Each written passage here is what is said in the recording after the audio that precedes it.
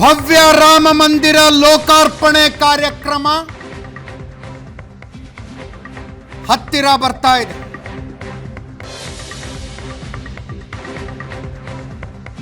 BJP ಭರ್ಜರಿ ತಯಾರಿಯಲ್ಲಿದ್ರೆ INDIA ಮೈತ್ರಿಕೂಟ ಇನ್ನೂ ಗೊಂದಲ ಬಗೆಹರಿಸಿಕೊಳ್ತಾ ಇಲ್ಲ.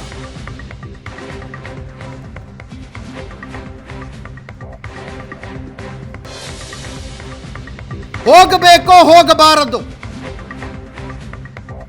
ಇನ್ನೂ ಪ್ರಶ್ನೆಗಳಿದಾವೆ.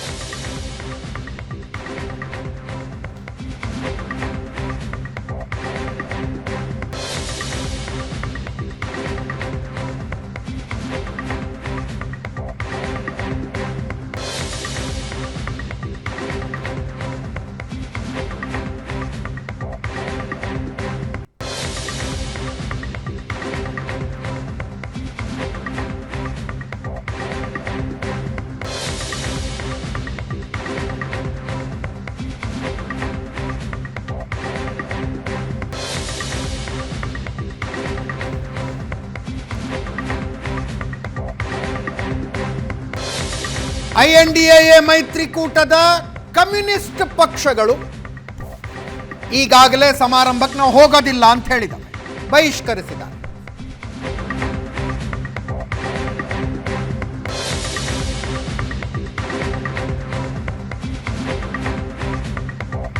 ಕಾಂಗ್ರೆಸ್ನವರು ಸೂಕ್ತ ಸಮಯದಲ್ಲಿ ಸೂಕ್ತ ನಿರ್ಧಾರ ಅಂದ್ರು. ಇನ್ನು ಕೆಲವು ಪಕ್ಷಗಳವರದ್ದು ಕಾದು ನೋಡುವ ತಂತ್ರ.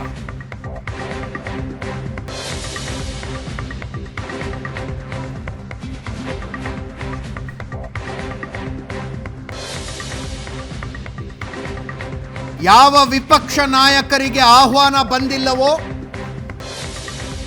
ಅವರು ಒಂದು ರೀತಿ ಸಮಾಧಾನದ ನಿಟ್ಟುಸಿರು ಬಿಡ್ತಾ ಇರುವಂತಿದೆ.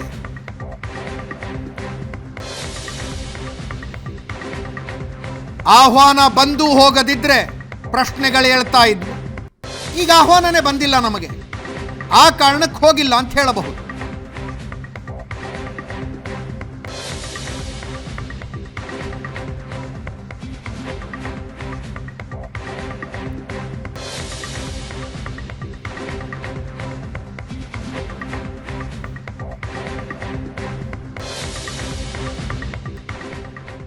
ಅಂತಿಮವಾಗಿ 22ನೇ ತಾರೀಖು ಯಾರು ಹೋಗ್ತಾರೆ ಯಾರು ಹೋಗೋದಿಲ್ಲ ಪ್ರಶ್ನೆಗಳಿಗೆ ಸದ್ಯಕ್ಕಂತೂ ಉತ್ತರ ಇಲ್ಲ.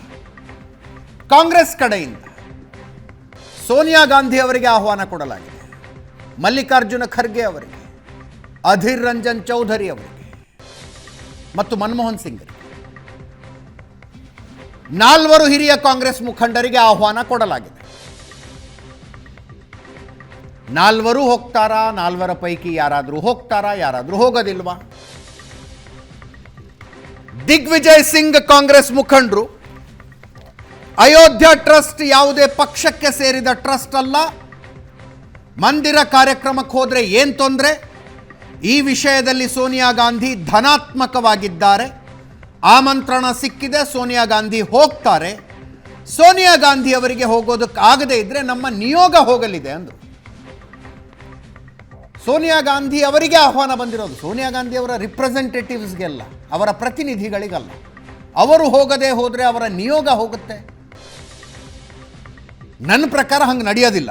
ಹೋದರೆ ಸೋನಿಯಾ ಗಾಂಧಿ ಅವರು ಹೋಗಬೇಕು, ಇಲ್ಲ ಹೋಗಬಾರ್ದು ಅಷ್ಟೇ.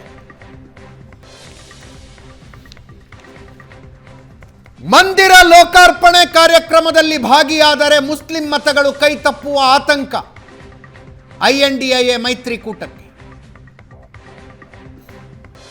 ಅದಕ್ಕೆ ರಾಮ ಕೇವಲ ಬಿಜೆಪಿಗೆ ಸೇರಿದವನಲ್ಲ, ರಾಮ ಮಂದಿರ ನಮ್ಮೂರಲ್ಲೂ ಇದೆ, ಇಲ್ಲೇ ಪೂಜೆ ಮಾಡ್ಕೋತೀವಿ, ಅಯೋಧ್ಯೆಯ ರಾಮ, ಬಿಜೆಪಿಯ ರಾಮ ಇತ್ಯಾದಿ ಇತ್ಯಾದಿ ಮಾತುಗಳು ಕೇಳಿ ಬರ್ತಾ ಇರೋದು. ಅಂತಿಮವಾಗಿ what will be the wise decision ಅನ್ನೋದು ಪ್ರಶ್ನೆ. ಇದೇ ಪ್ರಶ್ನೆ ಬಗ್ಗೆ ಇವತ್ತು ಚರ್ಚೆ ಮಾಡ್ತೀವಿ. ನನ್ನ ಕೊಲೀಗ ಪ್ರಶಾಂತ್ ನಾಥ್ ಇದ್ದಾರೆ. ಪ್ರಶಾಂತ್, ಕಾರ್ಯಕ್ರಮಕ್ಕೆ ಸ್ವಾಗತ. ತಮಗೆ HN ಚಂದ್ರಶೇಖರ್ ಬಿಜೆಪಿಯಿಂದ, ಮಹೇಶ್ ಗೌಡ ಅವರು JDSನಿಂದ ಇಬ್ಬರು ಕೂಡ ಕಾರ್ಯಕ್ರಮಕ್ಕೆ ಸ್ವಾಗತ. ಕೆಲವೇ ಕ್ಷಣಗಳಲ್ಲಿ ಡಾಕ್ಟರ್ ವೆಂಕಟಸ್ವಾಮಿ ಸಮತಾ ಸೈನಿಕ ದಳದಿಂದ ನಮ್ಮನ್ನು ಜಾಯ್ನ್ ಆಗ್ತಾರೆ. ಅಬ್ದುಲ್ ರಜಾಕ್ ಖಾನ್ ಕೂಡ ಜಾಯ್ನ್ ಆಗ್ತಾರೆ. ಪ್ರಶಾಂತ್, ಕಾಂಗ್ರೆಸ್ಸಿನ ಗೊಂದಲ ಒಂದು ರೀತಿ, INDA ಮೈತ್ರಿಕೂಟದ್ದೇನು ಗೊಂದಲ? ಭಾಗವಹಿಸ್ತೀವಿ, ಭಾಗವಹಿಸೋದಿಲ್ಲ ಹೇಳ್ಬಿಡ್ಬೇಕು. ಅದೇ ನನಗನ್ಸುತ್ತೆ INDA ಒಕ್ಕೂಟ ರಚನೆ ಆಗಿದ್ದೇ ಒಂದು ಸೆಕ್ಯುಲರ್ ಫ್ಯಾಬ್ರಿಕ್ನ ಮತಗಳು ಎಲ್ಲೂ ಕೂಡ ಕೈ ಚೆಲ್ಲಿ ಹೋಗದೆ ಇರಲಿ ಅನ್ನುವ, ಅಂದರೆ ಸೆಕ್ಯುಲರ್ ಫ್ಯಾಬ್ರಿಕ್ ಅಂತ ಅನ್ನೋದಲ್ಲ, ಅದು ಸೆಕ್ಯುಲರ್ ಇವತ್ತು ನಮ್ಮ ರಾಜಕಾರಣ ಹಂಗಾಗಿದೆ ಬಿಡಿ. ಓಕೆ, ಗೊತ್ತಾಗ ರಾಜಕಾರಣದಲ್ಲಿ ಸೆಕ್ಯುಲರ್ ಅರ್ಥ ಆಗುತ್ತೆ, ಇಲ್ಲಿದ್ದವ್ರಿಗೂ ಅರ್ಥ ಆಗುತ್ತೆ, ಟಿವಿ ನೋಡ್ತಾ ಇರೋರಿಗೆ ಅರ್ಥ ವಾಟ್ ಈಸ್ ಸೆಕ್ಯುಲರ್. ಆ ಸೆಕ್ಯುಲರ್ ಮತಗಳು ಎಲ್ಲೂ ಕೂಡ ಒಡೆದೇ ಹೋಗದೇ ಇರಲಿ, BJPಯ ವಿರುದ್ಧದ ಮತಗಳು ಒಟ್ಟಾಗಲಿ ಅನ್ನುವ ಕಾರಣಕ್ಕೋಸ್ಕರ INDA ಒಕ್ಕೂಟ ರಚನೆ ಆಗಿತ್ತು. ಈಗ ನನಗನ್ಸುತ್ತೆ ರಾಮ ಮಂದಿರದ ಉದ್ಘಾಟನೆಯ ಸಂದರ್ಭದಲ್ಲಿ ಟ್ರಸ್ಟ್ ಒಂದು ಆಹ್ವಾನವನ್ನು ಎಲ್ರಿಗೂ ಕಳಿಸಿದ್ರೂ ಕೂಡ ಹೋಗಬೇಕೋ ಬೇಡವೋ ಅಂತಕ್ಕಂಥದ್ರ ಬಗ್ಗೆ ನನಗನ್ಸುತ್ತೆ INDA ಒಕ್ಕೂಟ ತೀರ್ಮಾನವನ್ನು ತೆಗೆದುಕೊಳ್ಬೇಕಾಗತ್ತೆ. ನೀವು ಪ್ರತ್ಯೇಕವಾಗಿ ಆ ತೀರ್ಮಾನವನ್ನು ಪ್ರತ್ಯೇಕವಾಗಿ ಕಮ್ಯುನಿಸ್ಟ್ ಈಗ ಸೀತಾರಾಮ್ ಯೆಚೂರಿ ಬಂದು ಪೂಜೆ ಕೂತ್ಕೊಂಡ್ರೆ ಹೆಂಗಿರುತ್ತೆ ರೀ? ಅಲ್ಲ, ಕಮ್ಯುನಿಸ್ಟ್ದು ಬಿಡಿ. ಈಗ ಕಮ್ಯುನಿಸ್ಟ್ರು ಅವು ದೇವರನ್ನೇ ನಂಬದ ಪಕ್ಷ ಅದು ಬಿಟ್ಬಿಡಿ. ಉಳಿದ ಪ್ರಾದೇಶಿಕ ಪಕ್ಷಗಳು ಮತ್ತು ಕಾಂಗ್ರೆಸ್ ಏನಿದೆ ಒಂದು ಸ್ಟ್ಯಾಂಡನ್ನು ತೆಗೆದುಕೊಳ್ಬೇಕಾಗತ್ತೆ. ನನಗನ್ಸುತ್ತೆ ಅವರು ಹೋಗಲಿಕ್ಕಿಲ್ಲ. ಯಾಕಂದರೆ ಹೋದ ತಕ್ಷಣ ಏನು ಶುರು ಆಗುತ್ತೆ, ಹಾಗಿದ್ರೆ ನೀವು 30 ವರ್ಷಗಳ ಕಾಲ BJP ಏನು ಹೇಳ್ತಾ ಇತ್ತು ಅದನ್ನು ಈಗ ಒಪ್ಕೊಂಡಂಗೆ ಆಯಿತು ಅನ್ನುವ ಚರ್ಚೆ. ಮತ್ತು ನೀವು ಪ್ಯೂರ್ ಪಾಲಿಟಿಕ್ಸ್ ದೃಷ್ಟಿಯಿಂದ ನೋಡಿದಾಗ ಅದರಿಂದ ಏನು ಲಾಭ ಇಲ್ಲ. ಓಕೆ, ಯಾಕಂದರೆ ನೀವು BJPಗೆ ಓಟ್ ಹಾಕ್ತಿರ್ತಕ್ಕಂಥವ್ರು BJPಗೆ ಓಟ್ ಹಾಕ್ತಾರೆ. ರಾಮ ಮಂದಿರದ ಲಾಭ ಯಾರಿಗಾದರೂ ಸಿಗುತ್ತೆ ಆದರೆ ಅದು BJPಗೆ ಸಿಗುತ್ತೆ ಹೊರತು ಉಳಿದ ಪಕ್ಷಗಳಿಗೆ ಸಿಗುತ್ತೆ ಅಂತ ನನಗನ್ಸಲ್ಲ.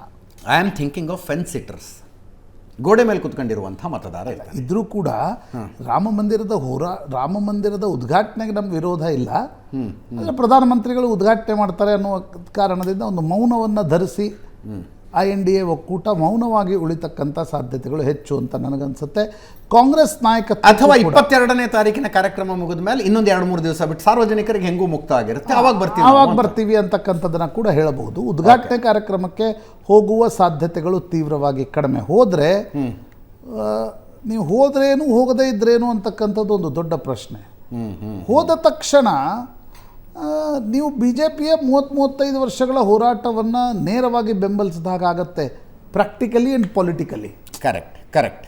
ನೀವು ಫೆನ್ಸ್ ಸಿಟರ್ಸ್ ಏನು ಯೋಚನೆ ಮಾಡ್ತಾರೋ, ಆ ಫೆನ್ಸ್ ಸಿಟರ್ಸ್ ರಾಮ ಮಂದಿರದ ಉದ್ಘಾಟನೆಗೆ ಹೋದರು ಅನ್ನುವ ಕಾರಣಕ್ಕೋಸ್ಕರ ಕಾಂಗ್ರೆಸ್ಗೆ ಯಾರೂ ಓಟ್ ಹಾಕಲ್ಲ.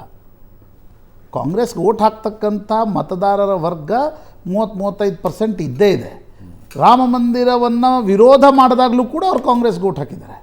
ಕರೆಕ್ಟ್. ಹೀಗಾಗಿ ನನಗನ್ಸುತ್ತೆ ಇದರ ಲಾಭ ಅನ್ನೋದು ಯಾರಿಗಾದರೂ ಸಿಗೋದಿದ್ರೆ ಅದು BJPಗೆ ಮಾತ್ರ. ಮತ್ತು ಅದು ಈಗಾಗಲೇ ಅದರ ಲಾಭ BJPಗೆ ಸಿಕ್ಕೂ ಆಗಿದೆ. ಈಗ ಯಾರು ರಾಮ ಮಂದಿರದ ಉದ್ಘಾಟನೆಯನ್ನು ಪಾಲಿಟಿಕಲಿ ನೋಡ್ತಿದ್ದಾರೆ ಅವರು BJPಯ ಪರವಾಗೇ ಇದ್ದಾರೆ. ಹೋದರೆ ಏನಾಗತ್ತೆ ಅನ್ನೋದು ಪ್ರಶ್ನೆ. ಪ್ರಾಯಶಃ ನನಗನ್ಸುತ್ತೆ ಅವಾಗ ಪ್ರಶ್ನೆಗಳು ಹೇಳ್ತವೆ. ಈಗ ಸೋಮನಾಥ್ ಮಂದಿರದ ಉದ್ಘಾಟನೆಯ ಸಂದರ್ಭದಲ್ಲಿ ಏನಾಗಿತ್ತು, 1900 ಯಾವಾಗ ಜುನಾಗಢ ಭಾರತದಲ್ಲಿ ವಿಲೀನ ಆಯಿತು, ಸರ್ದಾರ್ ವಲ್ಲಭಭಾಯ್ ಪಟೇಲ್ ಹೋಗಿ ಮಹಾತ್ಮ ಗಾಂಧಿಯವರನ್ನು ಕೇಳಿದರು, ಇಲ್ಲ ಹಿಂಗೊಂದು ಸೋಮನಾಥ್ ಮಂದಿರದ ಒಂದು ಜೀರ್ಣೋದ್ಧಾರ ಮಾಡಬೇಕು ಅಂತಕ್ಕಂಥದ್ದು ನಮ್ಮ ಮನಸ್ಸಿನಲ್ಲಿದೆ ಅಂತ. ಮಹಾತ್ಮ ಗಾಂಧಿ ಅದಕ್ಕೆ ಒಪ್ಪಿಗೆ ಕೊಟ್ಟರು. ಅವ್ರು ಹೇಳಿದರು ಸರ್ಕಾರದಿಂದ ಹಣ ತೆಗೆದುಕೊಳ್ಬೇಡಿ ಅಂತ. ಆಗ ಸರ್ದಾರ್ ವಲ್ಲಭಭಾಯ್ ಪಟೇಲ್ ಹೇಳಿದರು, ಇಲ್ಲ ನಾವು ಸರ್ಕಾರದಿಂದ ಹಣ ತೆಗೆದುಕೊಳ್ಳಲ್ಲ, ಆದರೆ ಇಡೀ ಮಂದಿರದ ನಿರ್ಮಾಣದ ಉಸ್ತುವಾರಿಯನ್ನು ಕೇಂದ್ರದ ಈಗೇನು CPWD ಇದೆ ಆ ರೀತಿ ಅವರು ಉಸ್ತುವಾರಿಯನ್ನು ವಹಿಸ್ಕೊಳ್ಬೇಕಾಗತ್ತೆ. ಯಾಕಂದರೆ ಮಂದಿರವನ್ನು ಮುಂದಿನ ಒಂದು 1000 ವರ್ಷಗಳ ಕಾಲ ಇರುವ ರೀತಿಯಲ್ಲಿ ಕಟ್ಟಬೇಕಾಗತ್ತೆ. NV ಗಾಡ್ಗಿಲ್ ಅದರ ಉಸ್ತುವಾರಿಯನ್ನು ನೋಡ್ಕೊಳ್ತಾ ಇದ್ರು. It was minister for planning and works ಏನಿತ್ತು ಅದನ್ನು. ವಲ್ಲಭಭಾಯ್ ಪಟೇಲ್ ತೀರ್ಕೊಂಡ್ರು. ಆಗ ಒಂದು ಬಾರಿ ಕ್ಯಾಬಿನೆಟ್ ಸಭೆಯಲ್ಲಿ ಪಂಡಿತ್ ನೆಹರು ಈ ಸೋಮನಾಥ್ ಮಂದಿರದ ಜೀರ್ಣೋದ್ಧಾರದಲ್ಲಿ ಸರ್ಕಾರದ ಪಾತ್ರ ಮತ್ತು ಸಚಿವರ ಪಾತ್ರವನ್ನು ವಿರೋಧಿಸಿದ್ರು. ಇದೊಂದು ರೀತಿ ಹಿಂದೂ ರಿವೈವಲ್ನ ರೀತಿಯಲ್ಲಿ ಕಾಣ್ತಾ ಇದೆ ಅಂತ ವಿಚ್ ವಾಸ್ ಆ್ಯಕ್ಚುಲಿ ಅಂತ ವಿರೋಧ ಮಾಡಿದರು. ಕೆ ಮುನ್ಷಿ ಏನಿದ್ರು ಕೇಂದ್ರ ಸಚಿವರಿದ್ದರು, ಅವರು ವಲ್ಲಭಭಾಯ್ ಪಟೇಲ್ ನಿಧನದ ನಂತರ ಈ ಮಂದಿರದ ರೀಕನ್ಸ್ಟ್ರಕ್ಷನ್ನ ಉಸ್ತುವಾರಿಯನ್ನು ವಹಿಸಿಕೊಂಡಿದ್ರು. ನಂತರ 1951ರಲ್ಲಿ ಬಾಬು ರಾಜೇಂದ್ರ ಪ್ರಸಾದ್ ಹೋಗಬೇಕೋ ಬೇಡವೋ ಅಂತಕ್ಕಂಥದ್ರ ಬಗ್ಗೆ ಪಬ್ಲಿಕ್ ಸ್ಪ್ಯಾಟ್ ಆಯಿತು. ಬಾಬು ರಾಜೇಂದ್ರ ಪ್ರಸಾದ್ ಹೇಳಿದರು ನಾನಂತರೂ ಹೋಗ್ತಿದ್ದೀನಿ ಅಂತಕ್ಕಂಥ. ಅಲ್ಲ, ಸಾರಿ ಟು ಇಂಟರಪ್ಟ್. ಈಗ ಅಯೋಧ್ಯೆ ವಿಷಯದಲ್ಲಿ ಯಾಕೆ ದೊಡ್ಡ ಇಶ್ಯೂ ಆಗುತ್ತಂದ್ರೆ ಅಲ್ಲೊಂದು ಮಸೀದಿ ಕಟ್ಟಲಾಗಿತ್ತು ಅಂತ. ಕಾಶಿ ವಿಷಯದಲ್ಲಿ ಈಗಲೂ ಯಾಕೆ ದೊಡ್ಡ ಸಮಸ್ಯೆ ಅಂದರೆ ಮಸೀದಿ ಇದೆ, ಅಲ್ಲೊಂದು ಫಂಕ್ಷನಿಂಗ್ ಮಸೀದಿ ಇದೆ.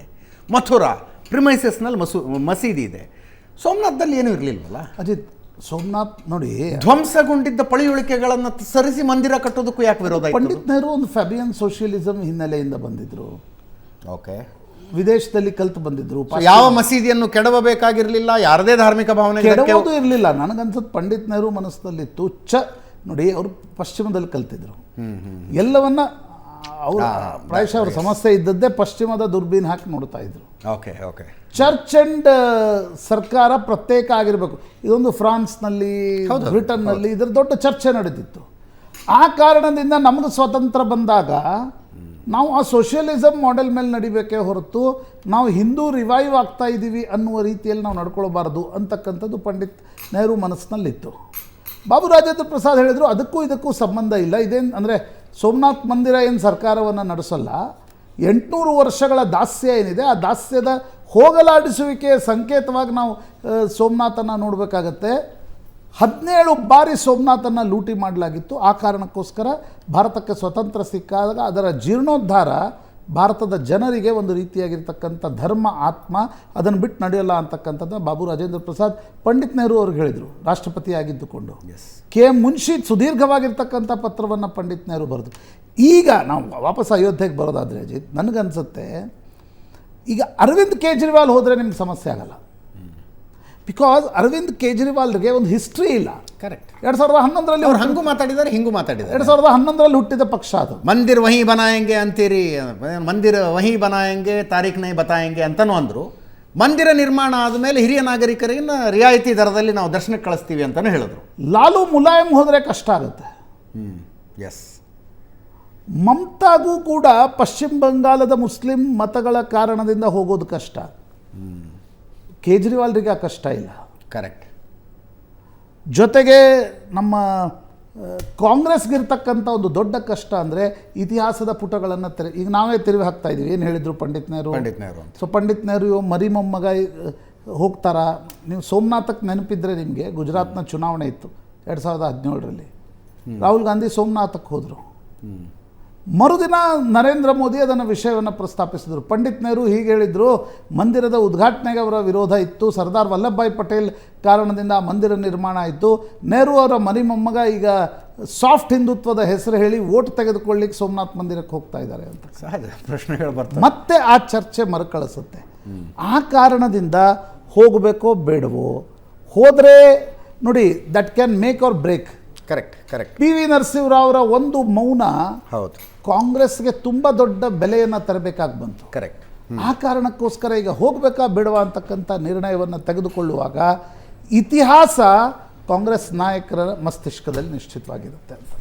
ಆದರೆ ಈಗ ಈ ಕಾರ್ಯಕ್ರಮಕ್ಕೆ ಹೋಗದೆ ಹೋದರೆ ನಾಳೆ ದಿವಸ ಇವರ ಪೀಳಿಗೆ ಯಾರು ಬಂದರೂ ಕೂಡ, ಅಯೋಧ್ಯೆ ರಾಮ ಮಂದಿರ ದರ್ಶನಕ್ಕೆ ಬಂದರೂ ಕೂಡ, ಸೋಮನಾಥಕ್ಕೆ ರಾಹುಲ್ ಗಾಂಧಿ ಹೋದಾಗ ಹೆಂಗೆ ಪ್ರಶ್ನೆಗಳನ್ನು ಕೇಳಿದ್ರಲ್ಲ ಮೋದಿ, ಆ ರೀತಿಯ ಪ್ರಶ್ನೆಗಳನ್ನು ಕೇಳಲ್ಲ. ಅಬ್ದುಲ್ ರಜಾಕ್ ನಮ್ಮನ್ನು ಲಿಂಕ್ನಲ್ಲಿ ಜಾಯ್ನ್ ಆಗಿದ್ದಾರೆ. ಅಬ್ದುಲ್ ರಜಾಕ್, ಒಂದು ವೈಕೇರಿಯಸ್ ಪ್ಲೆಷರನ್ನು BJP ಅನುಭವಿಸ್ತಾ ಇದೆ ಅಂತ ಅನ್ನಿಸ್ತಾ ಇದೆ ನನಗೆ. ಆಹ್ವಾನ ಕೊಟ್ಟಿದ್ದೀವಿ, ನೋಡೋಣ ಬರ್ತಿರೋ ಇಲ್ವೋ ಅಂತ. ಡೆಫಿನೆಟ್ಲಿ ನೀವೇ ಹೇಳ್ಬಿಟ್ರಿ ಬಿಜೆಪಿ ಅಂತ ಹೇಳ್ಬಿಟ್ಟು. ನಿನ್ನೆ ಅಷ್ಟೇ ಡಿಬೇಟ್ ಮಾಡುವಾಗ ಟ್ರಸ್ಟ್ ಕೊಡ್ತಾ ಇರೋದು ಆಹ್ವಾನ ಅಂದ್ರಿ. ಹೌದು ನೋಡಿ, ಹೆಂಗೂ ಹಿಂಗೂ ಬಿಜೆಪಿ ಇದಕ್ಕೆ ರಾಜಕಾರಣದ ಲಾಭಕ್ಕೋಸ್ಕರ ಬಳಸ್ಕೊಳ್ಳಲ್ಲ. ಇದು 2019 ತೀರ್ಪು ಬಂದ ಸಂದರ್ಭದಲ್ಲೇ ಜನ ಮಾತಾಡಕ್ ಶುರು ಮಾಡ್ಬಿಟ್ರು. ಏನು ಅಂತ ಹೇಳಿದ್ರೆ, ಇವಾಗ ಎಲೆಕ್ಷನ್ ಹತ್ರ ಇವ್ರು 2024 ಒಳಗಡೆ ಇದನ್ನ ಹೆಂಗಾದ್ರೂ ಮಾಡಿ ಉದ್ಘಾಟನೆ ಟೈಮ್ ತಗೊಬಂದ್ಬಿಟ್ಟು ನೋಡಿ ನಾವು ರಾಮ ಮಂದಿರ ಮಾಡಿದ್ವಿ, ಇವಾಗ ನಮ್ಗೆ ಓಟ್ ಕಡಿ ಅಂತ 2024 ಅಲ್ಲೂ ಓಟ್ ಕೇಳ್ತಾರೆ ಅನ್ನೋದು ಸ್ಪಷ್ಟವಾಗಿತ್ತು.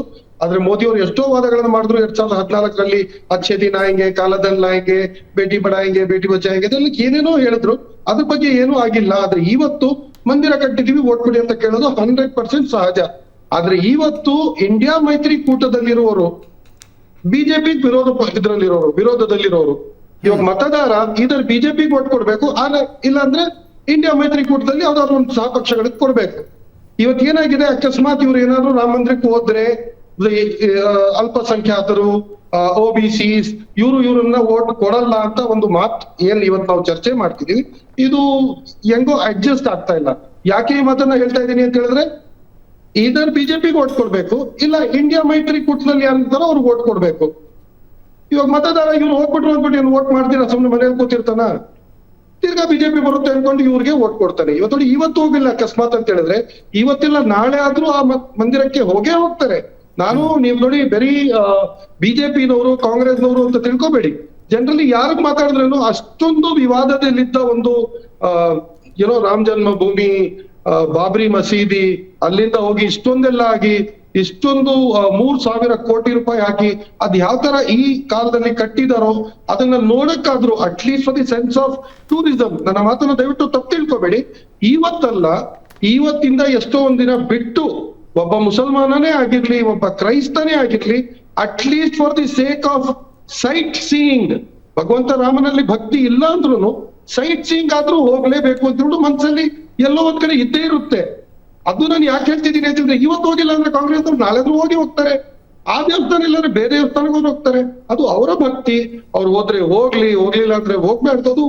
ಅದಕ್ಕೆ ನಾವ್ ಇವತ್ತು ಚರ್ಚೆ ಮಾಡ್ಕೊಂಡು ಅದಕ್ಕೆ ಎಲೆಕ್ಷನ್ ಜೋಡಿಸಿ ಅವ್ರು ಹೋದ್ರೆ ಮುಸಲ್ಮಾನರು ಓಟ್ ಕೊಡಲ್ಲ. ನೋ, ಮುಸಲ್ಮಾನರು ಮುಂದುವರೆದಿದ್ದಾರೆ. ನಾವು ಪ್ರಮಾಣ ಮಾಡಿದ್ವಿ, ಸುಪ್ರೀಂ ಕೋರ್ಟ್ ತೀರ್ಪು ಕೊಡ್ಲಿ, ಸುಪ್ರೀಂ ಕೋರ್ಟ್ ತೀರ್ಪು ನಾವು ಬದಲಾಗ್ತೀವಿ ಅಂತ ದೇವಸ್ಥಾನ ಕಟ್ತಾ ಇದ್ರಿ, 20 ವರ್ಷ ಕಟ್ಟಿದ್ರಿ, ಇವಾಗ ಅದನ್ನ ನೀವು ಉದ್ಘಾಟನೆ ಮಾಡ್ತಿದ್ರಿ, ಅದೇ fine, it is fine, we have moved on. ನಿನ್ನೆ ಅಷ್ಟೇ ಒಬ್ಬ ಮುಸ್ಲಿಂ ಶಾಸಕ ನಾನು ರಾಮ ಭಕ್ತ ಅಂತ ಹೇಳ್ಬಿಟ್ಟ. ಇವಾಗ ಏನ್ ಹೇಳಕ್ಕಾಗುತ್ತೆ? ನಾವು ಹಾವಿಗೆ ಹಾಲು ಕುಡಿಸ್ದಂಗ ಆಯ್ತು ನಮ್ಮ ಮನ್ಸಿಗೆ ಕೇಳಿದ ನಂತರ. ರಾಮ ಭಕ್ತ ಅಂತ ಹೇಳಿದ್ದಕ್ಕೆ ಹಂಗಲ್ಲ, ಅದ್ರ ಜೊತೆಗೇನೇನು ನಾನು ರಾಮ ಭಕ್ತ, ಇಷ್ಟು ವರ್ಷ ನಾನು ಲಕ್ಷ್ಮೀ ಸರಸ್ವತಿಯಲ್ಲಿ ಪೂಜೆ ಮಾಡ್ತಾ ಇದ್ದೀನಿ, ಮತ್ತೆ ಅವನು ದೇವರಲ್ಲಿ ಲಾ ಇಲಾಹ ಇಲ್ಲಲ್ಲಾಹ್ ಅಂತ ಯಾಕೆ ಕಲ್ಮ ಓದ್ತಾನೆ? ನಮ್ಮ ಧರ್ಮದಲ್ಲಿದ್ದು ನಾನೊಬ್ಬ ಮುಸಲ್ಮಾನ ಅಂತ ಹೇಳಿದ್ರೆ ಫಸ್ಟ್ ಸೆಂಟೆನ್ಸ್ ಏನಂದ್ರೆ, ಬರೀ ಯಾರು ದೇವರಲ್ಲ, ಬರೀ ಅಲ್ಲಾ ದೇವರೇ ದೇವರು. ನಹಿ ಕೊಯ್ ರಬ್ ಶಿವಾಯ್ ಅಲ್ಲಾಹ್ಕೆ, ಹಜರತ್ ಮೊಹಮ್ಮದ್ ಮುಸ್ತಫಾ ಸಲ್ಲಲ್ಲಾಹು ಅಲೈಹಿ ವಸಲ್ಲಂ ಅಲ್ಲಾಹ್ಕೆ ಬಂದೆ ಔರ್ ರಸೂಲ್ ಹೇ. ಇದು ಬೇಸಿಕ್. 3 ವರ್ಷದ ಮಗುಗೆ ನೀವು ಕೇಳಿ ಲಾ ಇಲಾಹ ಇಲ್ಲಲ್ಲಾಹ್ ಅಂದ್ರೆ, ಹಾಗಿದ್ರೆ ರಘುಪತಿ ರಾಘವ ರಾಜಾರಾಮ್, ಪತಿತ ಪಾವನ ಸೀತಾರಾಮ್, ಈಶ್ವರ ಅಲ್ಲಾ ತೇರೋ ನಾಮ್ ಅಂತ ಗಾಂಧೀಜಿ ಹಾಡಿದ್ದನ್ನ ಹೆಂಗ್ ತಗೊಂಡ್ರಿ ನೀವು? ಅದು ಉಮರ್ ಶರೀಫ್ ಜೊತೆ ತಾವು ಮಾತಾಡಿದಾಗ ಉಮರ್ ಶರೀಫ್ ಅದನ್ನ ಅಕ್ಸೆಪ್ಟ್ ಮಾಡ್ಕೊಂಡ್ರು. ಹಿಪೋಕ್ರಿಟ್ ಮುಸ್ಲಿಮ್ಸ್ ಅಂತಾರಲ್ಲ, ಅವರು ಅದನ್ನ ಅಕ್ಸೆಪ್ಟ್ ಮಾಡ್ತಾರೆ. ಮುಸ್ಲಿಂ ಅಂತ ಹೇಳಿದ್ರೇನು? ಇಸ್ಲಾಂ ಧರ್ಮದಲ್ಲಿ ಮುಸಲ್ಮಾನ ಅಂತ ಹೇಳ್ಕೊಳ್ಳೋದು ಏನು? ನಾನು ಬೇರೆ ಯಾವ ದೇವರಲ್ಲೂ ವಿಶ್ವಾಸ ಇಡಲ್ಲ. ಅಲ್ಲಾ ದೇವರೊಬ್ಬನೇ ದೇವರು. ದೇವರಿಗೆ ಯಾವ ಆಕಾರವೂ ಇಲ್ಲ, ರೂಪವೂ ಇಲ್ಲ. ಅಲ್ಲಾ ದೇವರು, ದೇವರಲ್ಲಿ ನನ್ನ ಶ್ರದ್ಧೆ, ನನ್ನ ಭಕ್ತಿ, ನನ್ನ ನಂಬಿಕೆ. ಮೋಹನ್ ದಾಸ್ ಕರಮ್ಚಂದ್ ಗಾಂಧಿ ಅವರ ಭಜನೆ ಹಿಂದೂಗಳಿಗೆ ಅಷ್ಟೇ ಆಗಿತ್ತು. ರಾಮನನ್ನ ಆಗಲ್ಲ. ನಾನು ಚಿಕ್ಕ ವಯಸ್ಸಿಂದನೂ ಲಕ್ಷ್ಮೀ ಪೂಜೆ ಮಾಡ್ತಾ ಬರ್ತಾ ಇದ್ದೀನಿ, ಸರಸ್ವತಿ ಪೂಜೆ ಮಾಡ್ತಾ ಇದ್ದೀನಿ. ನಾನು ರಾಮ ಭಕ್ತ, ನಾನು ರಾಮ ದೇವರಲ್ಲಿ ನಾನು ಭಕ್ತಿ ಇಟ್ಟಿದ್ದೀನಿ, ನಂಬಿಕೆ ಇಟ್ಟಿದ್ದೀನಿ. ಆದ್ರೆ ನಾನು ಮುಸಲ್ಮಾನ. ಈ ಡಬಲ್ ಸ್ಟ್ಯಾಂಡರ್ಡ್ಸ್ ಇಸ್ಲಾಂ ಧರ್ಮದಲ್ಲಿ ಇಲ್ಲ. ಸ್ಟ್ರೈಟ್ ಇದೆ, ನಮ್ದು ಸ್ಪಷ್ಟವಾಗಿದೆ. ಮುಸಲ್ಮಾನ ಅಂತ ಹೇಳಿದ್ರೆ ಅವನು ಮುಸಲ್ಮಾನನಾಗಿರ್ಬೇಕು. ಇಲ್ಲ ನಾನು ಹೇಳ್ಕೊಳ್ಳಿ, ಅವನು ಅದ್ರ ಯಾವ ತರ ಎಕ್ಸ್ಪ್ರೆಸ್ ಮಾಡಿ. ಇಂಥ ಸ್ಟ್ರೇಟ್ ಮಾತುಗಳೇ ಕಾಂಗ್ರೆಸ್ ಅನ್ನ ಅತಿ ಹೆಚ್ಚು ದ್ವಂದ್ವದಲ್ಲಿ ಸಿಲುಕಿಸಿರೋದು. ಎಸ್, ಇಂಥ ಸ್ಟ್ರೇಟ್ ಮಾತುಗಳೇ ಕಾಂಗ್ರೆಸ್ ಅನ್ನು ಅತಿ ಹೆಚ್ಚು ದ್ವಂದ್ವಕ್ಕೆ ಸಿಲ್ಕದು. ರಾಮ ಮಂದಿರದ ಲೋಕಾರ್ಪಣೆಗೆ ಹೋಗ್ಬಿಟ್ರೆ ಅಬ್ದುಲ್ ರಜಾಕ್ ನಮ್ಗೆ ವೋಟ್ ಹಾಕ್ತಾರ ಇಲ್ಲ ಅಂತ ಡೌಟ್ ಬಂದ್ಬಿಡುತ್ತೆ ಅವ್ರಿಗೆ. ಇಲ್ಲ, ಏನಿಲ್ಲ, ಓಪನ್ ಆಗಿ ಮುಸ್ಲಿಂ ಸಮುದಾಯ ಸ್ಪಂದಿಸ್ತಾ ಇದೆ. ಹೋಗ್ಲಿ, ಅವ್ರ ದೇವಸ್ಥಾನ, ಅವರು ಕಾಸು ಕೊಟ್ಟವ್ರೆ. ಅವರು ಬೆಳ್ಳಿ ಇಟ್ಟಿಗೆಗಳನ್ನ ಕಲ್ಸಿದ್ರು. ದಿಗ್ವಿಜಯ್ ಸಿಂಗ್ ಅವರು 1,11,000 ರೂಪಾಯಿ ಫಸ್ಟ್ ಕೊಟ್ಟದ್ದು ಆ ಕಾಲದಲ್ಲಿ. ದೇಣಿಗೆ ತಗೊಳ್ಳೋ ಶುರು ಮಾಡಿದ್ರಲ್ಲ, ಅವಾಗ ಫಸ್ಟ್ ದಿಗ್ವಿಜಯ್ ಸಿಂಗ್ ಅವ್ರು ಕಾಸು ಕೊಟ್ರು. ಇದ್ರಲ್ಲಿ ಮುಸಲ್ಮಾನರು ಕಾಸು ಕೊಟ್ಟವ್ರೆ. ಏನೋ ಒಂದು ಅವ್ರಿಗೊಂದು ಇದು ತಗೋ, ಏನೋ ಒಂದು ಬಂದವ್ರೆ ಫ್ರೆಂಡ್ಸ್ ಏರಿಯಾದಲ್ಲಿ ಅವ್ರು ಕಲೆಕ್ಷನ್ ಮಾಡಕ್ ಬಂದಾಗ ಮಗ ತಗೋ ಅಂತ ಹೇಳಿ ಫ್ರೆಂಡ್ಶಿಪ್ ಅಲ್ಲಿ ಅವರು ಕೊಟ್ಟಿದ್ದಾರೆ. ಅದಕ್ಕೆ ನಾನು ಏನ್ ಹೇಳ್ತಾ ಇದ್ದೀನಿ, ಇವತ್ತಿದು ಬಿಜೆಪಿ ಕಾರ್ಯಕ್ರಮ ಅಲ್ವೇ ಅಲ್ಲ. ಸಿಂಪ್ಲಿ ಅದು ಕ್ರೆಡಿಟ್ ಮೋದಿಜಿ ಅಷ್ಟೇ. ಬರ್ತೀನಿ. ಡಾಕ್ಟರ್ ವೆಂಕಟಸ್ವಾಮಿ ಅವರು ಬಂದಿದ್ದಾರೆ, ಸಮತಾ ಸೈನಿಕ ದಳದಿಂದ ನಮ್ಮ ಜೊತೆಗೆ. ಸರ್, ಮೈತ್ರಿಕೂಟದವ್ರು ಹೋಗಬೇಕಾ ಹೋಗಬಾರ್ದ 22ನೇ ತಾರೀಕಿನ ಕಾರ್ಯಕ್ರಮಕ್ಕೆ? ಭಯಂಕರ ಗೊಂದಲ ಇದೆ ಅವರಿಗೆ. ಹೋದರೆ ಅವ್ರಿಗೆ ಒಳ್ಳೇದು, ಹೋದ್ರೆ ಒಳ್ಳೇದು. ಓಕೆ, ಇದು ಕ್ಲಿಯರ್ ನಾನು ಹೇಳೋಂಥ. ಹೆಂಗೆ ಹೋಗ್ಲಿಲ್ಲ ಅಂತ ಹೇಳಿದ್ರೆ ಅವ್ರಿಗೆ ಏನು ಗೊಂದಲ ಇದೆಯೋ ಅವರೇ ನಿವಾರಿಸ್ಕೋಬೇಕು. ಹೆಂಗೆ ಹೋದ್ರೆ ಒಳ್ಳೇದಾಗತ್ತೆ ಅಂದರೆ ಈಗ ಸರ್, ಅದರ ಹಿನ್ನೆಲೆ ವಿವಾದಗಳು ಗೊತ್ತು ಸರ್. ಅದು ಬೇರೆ. ಈಗ ಕಾಂಗ್ರೆಸ್ನವರೇ ಅಲ್ವಾ ಮಸೀದಿನ ಕೆಡವಿದ್ದು? ಹೆಂಗೆ? ಪ್ರಧಾನಮಂತ್ರಿ ಯಾರಿದ್ರು? ಪ್ರಧಾನಮಂತ್ರಿ ಅವರಿದ್ರು. ಯಾರಿದ್ರು? ನಾನು ಅದ್ರ ಬಗ್ಗೆ ಹೋಗ್ತಾ ಇಲ್ಲ. ಈಗ ಆಹ್ವಾನದ ಬಗ್ಗೆ ಅವರ ದೃಷ್ಟಿಯಿಂದ ಅಲ್ಲಿಗೆ ಹೋದರೆ ಒಳ್ಳೆಯದು. ಇಲ್ಲ ಅಂತ ಹೇಳಿದ್ರೆ ಅವ್ರಿಗೆ ಗೊಂದಲದ ಗೂಡಾಗಿ ಹಿನ್ನಡೆ ಆಗುತ್ತೆ. ಆ ಗೊಂದಲ ಹಾಗೆ ಮುಂದುವರಿತದೆ. ಲೋಕಾರ್ಪಣೆಗೆ ಹೋದರೆ ಆ ಓಟು ಇಲ್ಲ ಈ ಓಟು ಇಲ್ಲ ಅನ್ನೋ ಪರಿಸ್ಥಿತಿ ಬಂದುಬಿಟ್ರೆ ಹೆಂಗೆ ಅದು ಅವ್ರ ಫೇಟ್ ನಾವೇನು ಮಾಡೋಕ್ಕಾಗ್ತದೆ? ಅವ್ರ ಫೇಟ್ ನಾವೇನು ಮಾಡೋಕ್ಕಾಗ್ತದೆ? ಬಿಜೆಪಿ ಸಂಘ ಪರಿವಾರವನ್ನ ಈಗ ಲೋಕಾರ್ಪಣೆಗೆ ಹೋಗದೆ ಹೋದ್ರೆ ಮುಸ್ಲಿಂ ಓಟ್ಗಳು ಸಾಲಿಡ್ ಆಗಿ ಬೀಳ್ತಾವ ತಮಗೆ ಅನ್ನೋ ಗ್ಯಾರಂಟಿ ಯಾರು ಇದೆ ರೀ ಸರ್? ಈಗ ಅವ್ರು ಮಾತಾಡ್ತಾ ಇದ್ರಲ್ಲ, ಏನು ಅವ್ರ ಹೆಸರು? ಅಬ್ದುಲ್ ರಜಾಕ್. ಅವರ ಧರ್ಮದ ನಿಷ್ಠೆ ಅವ್ರು ವ್ಯಕ್ತಪಡಿಸ್ಕೊಳ್ಳೋದ್ರಲ್ಲಿ ನಮ್ದಿಲ್ಲ. ಬೇರೆ ಧರ್ಮನ ಒಬ್ಬಾರ್ದಂತ ಎಲ್ಲಿದೆ? ಇದೊಂದು ಆಹ್ವಾನ, ಬರಲಿ ಬರದೇ ಹೋಗಲಿ, ನನಗಿಷ್ಟ ಇಲ್ಲ ನಾನು ಹೋಗಲ್ಲ, ನನಗೆ ಇಷ್ಟ ಇದೆ ಅಂದರೆ ಹೋಗ್ತೀನಿ, ಅಷ್ಟೇ ಸಿಂಪಲ್ ಆಗಿರ್ತಕ್ಕಂಥ ಒಂದು ಆಹ್ವಾನದ ವಿಚಾರ ಇದು. ಇದನ್ನು ರಾಜಕೀಯವಾಗಿ ಏನಾಗುತ್ತೆ ಎತ್ತ ಅಂತೇಳಿ ಮಾತಾಡೋಕೆ ಹೋದ್ರೆ ಭಾಳ ದೊಡ್ಡ ಸ್ಟೋರಿ ಅದು. ಸರ್ ನಿಮಗೆ ಇಷ್ಟ ಇದೆಯೋ ನನಗಿಷ್ಟ ಇದೆಯೋ ಪ್ರಶ್ನೆ ಅಲ್ಲ, ಇರೋದು ರಾಜಕೀಯನೇ ಅದು. ಇಷ್ಟ ನನಗಿದೆಯೋ ನಿಮಗಿದೆಯೋ ಪ್ರಶ್ನೆ ಅಲ್ಲ. ರಾಜಕಾರಣದಲ್ಲಿ ಅವ್ರು ಉಳಿಬೇಕಂದ್ರೆ ಹೋಗ್ಬೇಕಾಗ್ತದೆ. ಮುಸ್ಲಿಂ ಓಟ್ ಒಂದನ್ನೇ ರಾಜಕಾರಣ ಮಾಡೋಕ್ಕಾಗಲ್ವಲ್ಲ. ಇಷ್ಟು ವರ್ಷಗಳ ಸ್ಟ್ಯಾಂಡ್ ಏನಿದೆ ಅವ್ರ ಗೊಂದಲ ಸ್ಟ್ಯಾಂಡ್? ಈಗ ನೋಡ್ರಿ CPM ನೋಡ್ ತೋರಿಸ್ತಾ ಇದೀರಿ, ಬಹಿಷ್ಕಾರ ಅಂತ ಹೇಳ್ತಾರೆ. ಹೌದು, ಬಹಿಷ್ಕಾರ. ಅದಕ್ಕೆ ಅವ್ರದ್ದೊಂದು ಯಾವುದೇ ಇರಲಿ ಒಪ್ಬೋದು ಬಿಡ್ಬೋದು, ಅವ್ರದ್ದೊಂದು ನಿಲುವಿದೆ. ಅದೇ ರೀತಿ ಇವರು ಕೂಡ ತಮ್ಮ ಏನು ನಿಲುವಿದೆ ಅಂತ ವ್ಯಕ್ತಪಡಿಸಲಿ ಅಟ್ಲೀಸ್ಟ್. ಇಲ್ಲ ನಾವು ಬಹಿಷ್ಕಾರನೇ ಮಾಡ್ತೀವಿ, ಇಲ್ಲ ಹೋಗೋದ್ರೆ ಹೋಗ್ತೀವಿ, ನಮಗೆ ಲಾಭ ಆಗಲಿ ನಷ್ಟ ಆಗಲಿ. BJPಯವರು ಆಹ್ವಾನ ಕಳಿಸಿದ್ದಾರಾ ಬಿಟ್ಟಿದ್ದಾರಾ ಅನ್ನೋ ಎರಡನೇ ಪ್ರಶ್ನೆ. ಒಂದು ಪ್ರೇಕ್ಷಣೀಯ ಸ್ಥಳವಾಗಿ ಒಂದು ಮಂದಿರ ಉದ್ಭವ ಆಗಿದೆ ಇವತ್ತು. ಭಾಳ ಎಲ್ಲ ದೊಡ್ಡ ಖರ್ಚು ಮಾಡಿ ಎಲ್ಲ ಮಾಡ್ತಾ ಇದ್ದಾರೆ. ಇಂಥ ಸಂದರ್ಭದಲ್ಲಿ ಆ ಲಾಸ್ ನಿಮಗಾಗತ್ತಾ BJPಯವ್ರಿಗಾಗತ್ತಾ ಅದನ್ನು ಯೋಚನೆ ಮಾಡಬೇಕಲ್ಲ ಕಾಂಗ್ರೆಸ್ ವರಿಷ್ಠರೆಲ್ಲರೂ. ಹೋದರೆ ಏನಾಗುತ್ತೆ, ಹೋಗದೆ ಇದ್ರೆ ಏನಾಗುತ್ತೆ ಸರ್ ನಿಮ್ಮ ಪ್ರಕಾರ? ನಾನು ಹೇಳಿದ್ನಲ್ಲ, ಕಾಂಗ್ರೆಸ್ನವ್ರಿಗೆ ನಷ್ಟ ಹೋಗಲಿಲ್ಲ ಅಂದರೆ ನನ್ನ ದೃಷ್ಟಿಯಲ್ಲಿ ಅದು ಹೋದರೆ ಅಟ್ಲೀಸ್ಟ್ ಓಕೆ, ಇಷ್ಟರ ಮಟ್ಟಿಗಾದರೂ ಲಿಬರಲ್ ಆಗಿದ್ದಾರಲ್ಲ ಅಂತೇಳಿ ಒಂದು ಅವ್ರ ಬಗ್ಗೆ ಕನಿಕರ ಬರ್ಬೋದು. ಅದರ ಜೊತೆಗೆ ಪ್ರಶಾಂತ್, ನಾನು ಬ್ರೇಕ್ ಆದಮೇಲೆ ನಿಮ್ಮ ಉತ್ತರ ತಗೊಳ್ತೀನಿ. ಅಕಸ್ಮಾತ್ ಹೋದರು ಅಂತ ಇಟ್ಕೊಳ್ಳಿ, ಮುಸ್ಲಿಂ ಓಟ್ಗಳ ಕೈ ತಪ್ತವೆ, ಎಲ್ಲಿ ಹೋಗ್ತಾವೆ ಮುಸ್ಲಿಂ ಓಟು? ಯಾರಿಗಾಗ್ತಾರೆ ಮುಸ್ಲಿಮರು? ಅಂದರೆ INDA ಮೈತ್ರಿಕೂಟದ ಪಕ್ಷಗಳನ್ನು ಬಿಟ್ಟರೆ ಕಣ್ಣೆದುರಿಗೆ ಈ ಕರ್ನಾಟಕದಲ್ಲಿ ಕಾಂಗ್ರೆಸ್ ಬಿಟ್ಟರೆ ಇನ್ನೇನು ಯಾರಿಗೆ where is the option for them? ಒಂದು ಬ್ರೇಕ್ ಮುಗಿಸ್ಕೊಂಡು ವಾಪಸ್ ಬರ್ತೀನಿ.